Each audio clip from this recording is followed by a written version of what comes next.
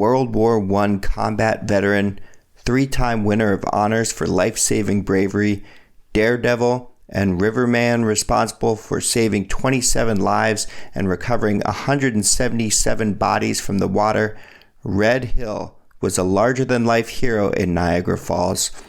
Hundreds of thousands had lined the banks of the river to watch his daring rides through the rapids. The old scow, still grounded near the brink of the falls, served as a monument to Hill, as much as any headstone, a reminder of his daring rescue of the men once stranded aboard. The same of the ice bridge that formed each winter, which locals were no longer allowed to traverse after the day it broke apart and Red Hill pulled a teenage boy safely to shore. His death at age 53 took an icon away from the community. His 8 kids lost their father, who had taught them everything about the river, the wildlife around it, and the daredevils who had tried to tame it.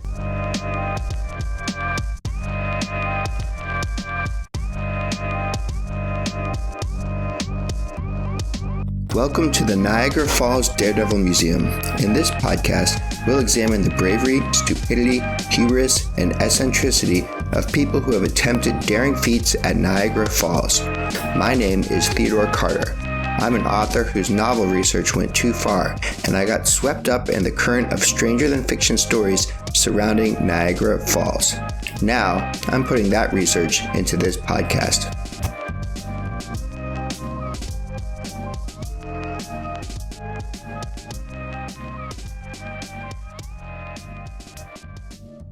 Several years after his father's death, Red Hill Jr., at age 32, was nursing a rocky marriage and working as a tour guide, game warden, and at the family souvenir shop. Longing for something greater, he put together a team for a run down the rapids, which included his brothers Corky, Wesley, and Major. He chose his father's barrel from 1930 for the trip, the one with the lettering on the side listing all of his father's heroic accomplishments. Junior wasn't worried about living in his father's shadow. He stepped into it. On July 8, 1945, wary of watching police officers, Junior's team snuck the barrel out of the souvenir shop and down to the river. As it lay waiting, someone cut the ropes holding it on shore. It bashed against the rocks and picked up a few dents before his team recovered it. He could have regrouped for another day, but 200,000 people lined the river, and Hill did not want to disappoint them. He made the 7-mile trip through the lower rapids, emerging from his vessel battered and bruised, but alive. He had laid the groundwork for the next generation of Hill daredevils. Hill's mother, who had tried to talk him out of the stunt, who had seen too much death at the river, suffered a mild heart attack on that day. She disapproved of her husband's daredevil antics and wasn't eager to watch her children risk their lives in the same way. Still, there wasn't much she could do about it. Corky Hill pulled off the next stunt when he swam across the lower river later that year, just as his dad had done.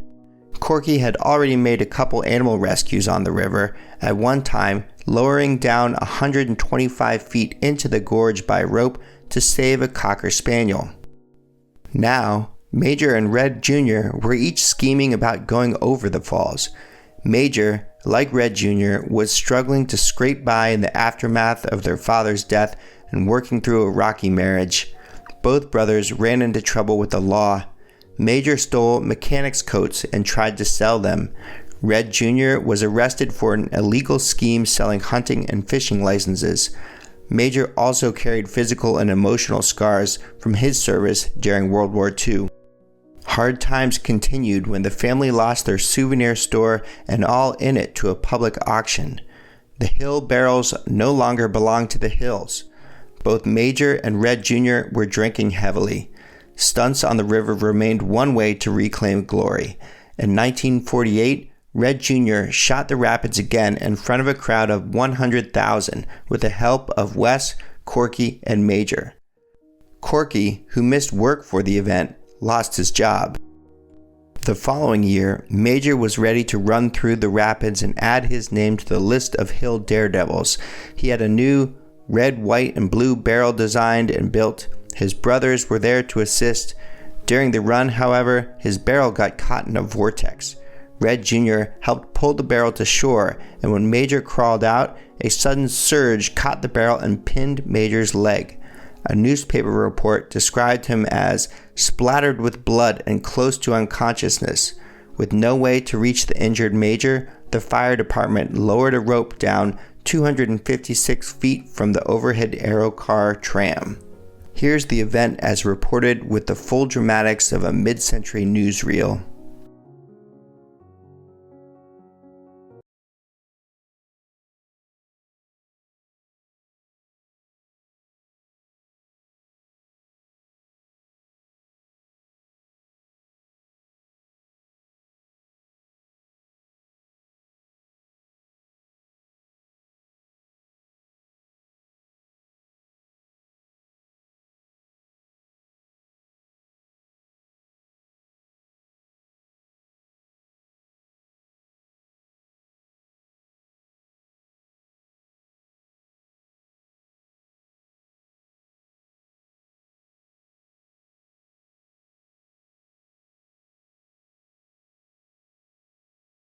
Major spent the night in the hospital, but rumors swirled that Red Jr. might finish the trip, repeating an indignity that their father had given to Bobby Leach decades earlier.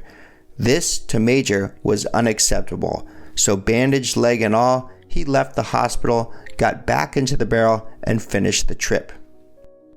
Now, with both Major and Red Hill Jr. making a run through the rapids and Corky swimming the river, there was one looming stunt left, one elephant-in-the-room feat that the Hill family had never accomplished, that their father talked about, dreamed about, but also thought too terrible ever to attempt: going over the falls in a barrel. I told them it would be fatal. What was there left to prove? Wes Hill had said.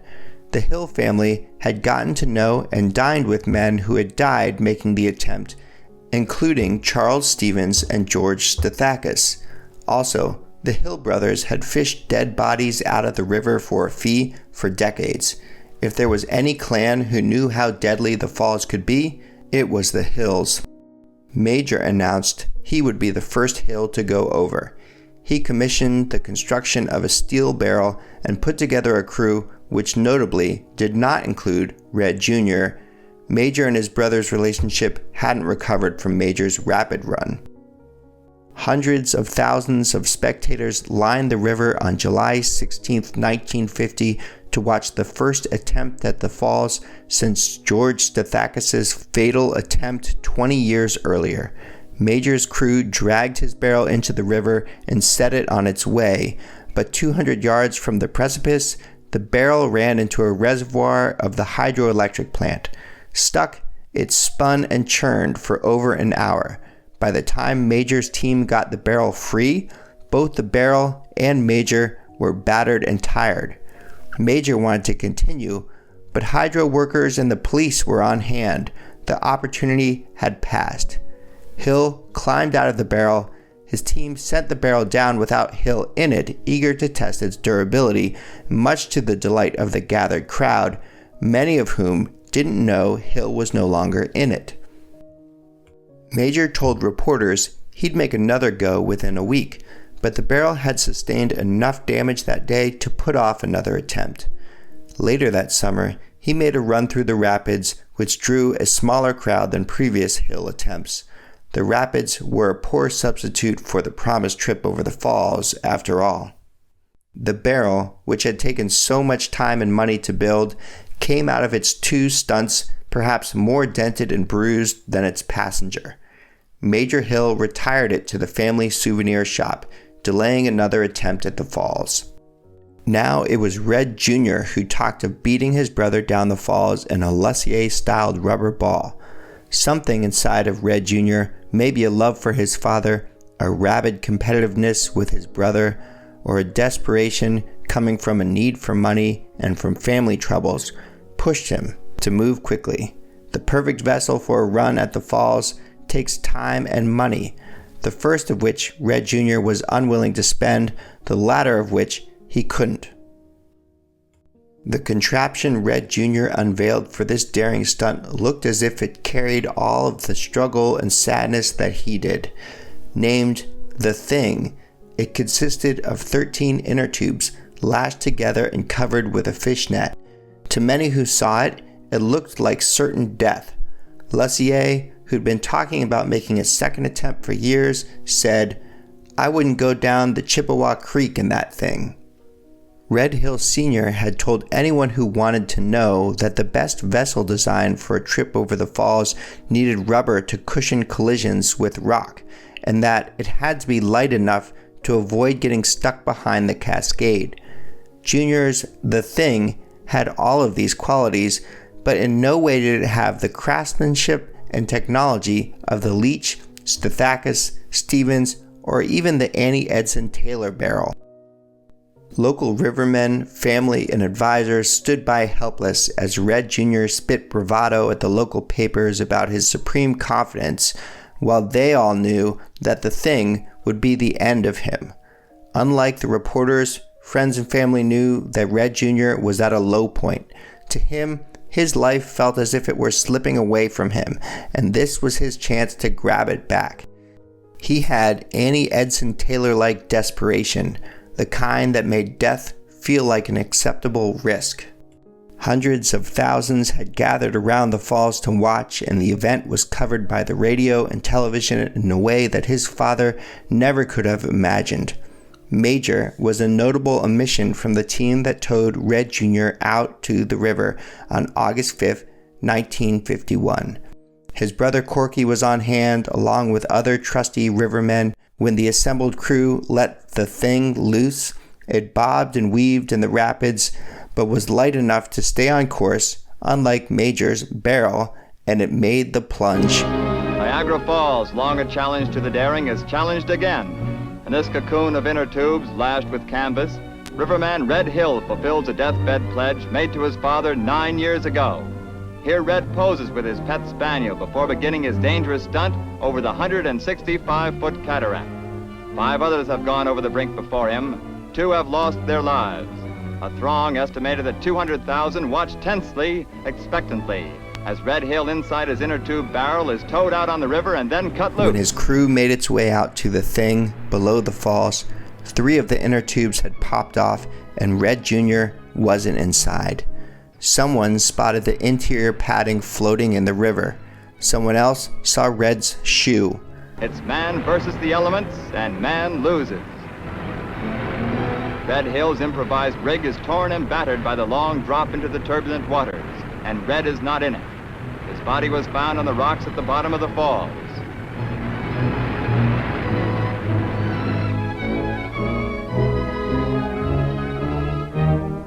Grief-stricken, his brothers vow to carry on the family tradition, conquer the falls that claim still another victim.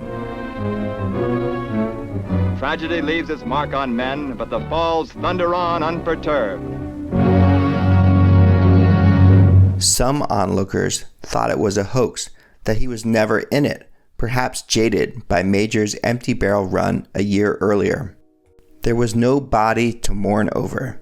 Hill's family, including his mother, siblings, and cousin, cried, knowing there was no way Junior could have survived, knowing better than anyone that the falls sometimes keeps bodies for a while, leaving them to be dragged out later, sometimes for a fee. The next day, his body washed up in the exact spot the rivermen knew to look for floaters. Beatrice Hill, mourning the loss of her husband and now her son, convinced 28-year-old Corky to quit the river and avoid the mania that had overtaken Junior and Major.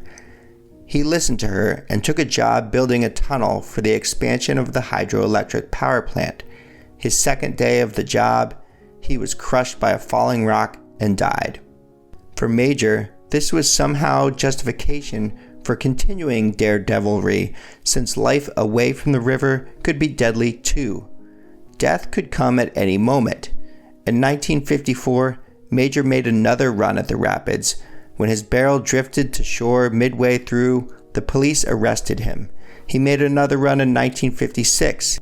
Major, the most prominent Hill daredevil still alive, continued to hold court and made some money telling stories about his legendary family, consulting on a new TV documentary, and collecting his veteran's pension. He lamented that helicopters had replaced rivermen and recovering floaters, exhausting what had been a source of income for the Hills for decades. He talked of constructing a new rescue boat and was set to take it through the rapids, but the stunt never transpired. Also, Major drank too much. His right leg had been amputated below the knee. His mother, Beatrice, told a reporter, "People in town say he's a drunk, a freeloader, but let me tell you, he's not the same Major. The war and the river took care of that."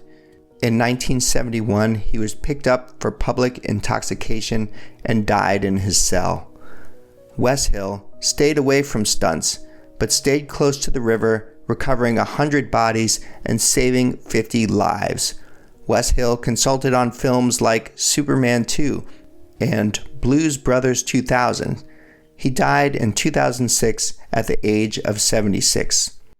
Descendants of Red Hill are still in the Niagara Falls area today, though we were not able to connect for an interview for this podcast. In 2018, Kip Finn, the great-grandson of Red Hill, ran for mayor of Niagara Falls, Ontario. When talking about local residents, he was quoted as saying, "They feel they've been forgotten." In 2018, the Niagara Parks Commission held a ceremony to celebrate the 100th anniversary of the Scow Boat rescue. Kip Finn and Red Hill's grandson Dan Hill, as well as other descendants, were on hand. The sound you hear in the background that threatens to drown out everything else, that's the roar of the river.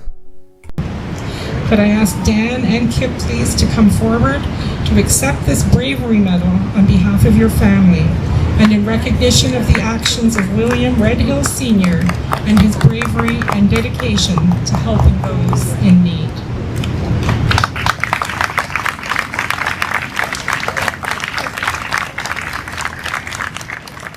Like the Scow, the legacy of Red Hill remains, but it's shifting and moving. The Parks Commission knows that someday the Scow will go over the falls. If people are going to remember the story, we've got to leave some plaques behind. No one wants to say anything. I think everyone's really overcome and delighted with this award. We're very pleased to have been part of it. Congratulations to everyone in the Hill family. And thanks to everyone who joined us here this evening to share in the rich history of this very historic event. Thank you on behalf of my family.